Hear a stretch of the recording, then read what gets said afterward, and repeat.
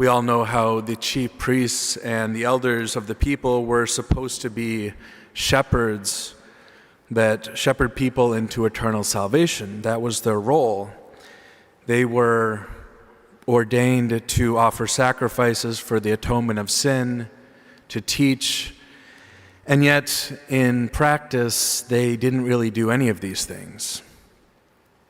Instead, they set a trap for Jesus, another trap, and they ask him, "By what authority do you do these things?" And Jesus said to them in reply, "I shall ask you one question, and if you answer it for me, then I shall tell you by what authority I do these things." But the religious leaders refuse to answer. When Jesus says, "Where was John's baptism from? Was it heavenly origin? Was it human origin?" Because neither answer really suited their agenda. And so they took the easy way out. We do not know. And as a result, neither does Jesus answer their question. Jesus' response can give us a little bit of insight in how we too can respond to those in our lives who directly challenge our faith or our beliefs. At times we will encounter criticism, people that are not rational, like in their case. And we can be tempted to feel upset or angry or engage in this irrational criticism, but this, as we know, as we have the experience, this often leads to unproductive conversations.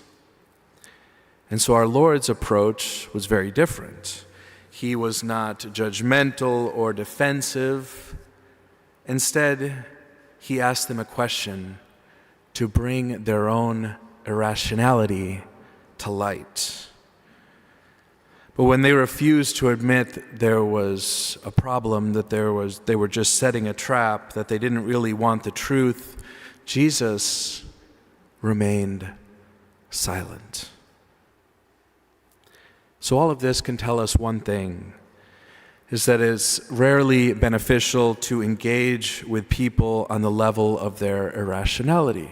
We have to be able to discern, is this person coming to me with this question, with this correction, because out of humility and sincerity they're seeking my good?